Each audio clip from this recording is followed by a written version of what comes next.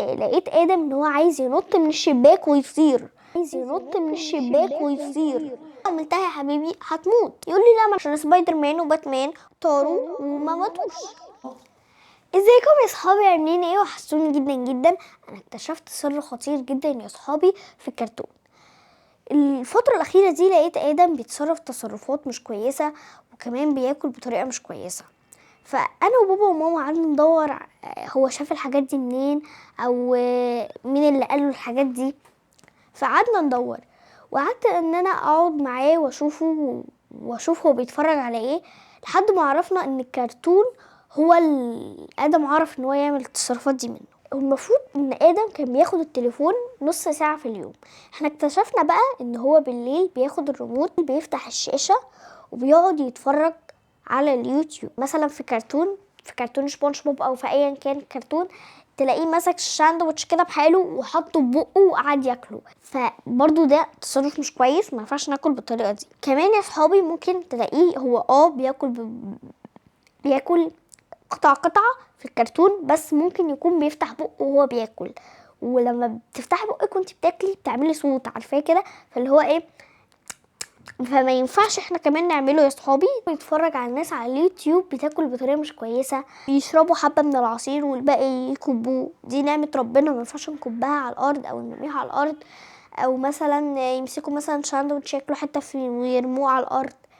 فده ما ينفعش ان احنا نعمله يا صحابي، دي نعمه من ربنا. في ناس مش عارفه تجيبها اصلا. كمان يا صحابي بيبقى في بعض الفيديوهات وبنات صغنطوطه بتطلع كده تقول ايه، تشخبط على الحيطان، تعمل تقنع الاطفال الصغيرين ان في حاجه اسمها سحر، بيقطعوا ورق على الارض، يرموا حاجات على الارض. مثلا ممكن تلاقي واحده مسكت مخده وراحت قطعاها وبعدين طلعت الفوم اللي فيها وقعدت تلعب بيه. بيقنعوا الاطفال الصغنطوطه ان في حاجه اسمها عفاريت، ان في حاجه اسمها عرايس ملبوسه. ادم بقى لما باجي مثلا بيبقى في عرايس على مثلا السرير بتاعي. طبعا كلنا البنات بنحب العرايس، كنا بنحط لها على السرير بتاعنا، يرميها في الارض ويقول لي لا انا مش عايزه انام جنب العروسه دي، بسبب ان هم يعني بعض الناس كده او بعض الفيديوهات على اليوتيوب بيفهموهم ان في عفاريت. انا وانا صغيره فعلا كنت بصدق الحاجات دي، ما كنتش بعرف انام لوحدي.